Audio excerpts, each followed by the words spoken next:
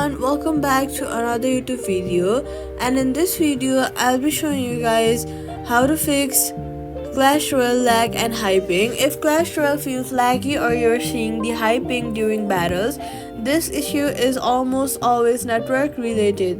First, check your internet connection. Switch between Wi-Fi and mobile data and use whichever feels more stable. Speed does not matter as much as stability. Then, go ahead and restart your router and phone to clear network congestions. After that, go ahead and swipe off from the bottom of your screen and then close any background apps that use bandwidth. Turn off any VPNs or game boosters. These often increase ping instead of lowering it. Then, if lag happens only at a certain time, it may be server load. Playing during off-peak hours can help a lot. Once your connection stabilizes, battles should feel smooth again, and that's it. Subscribe for more quick fixes.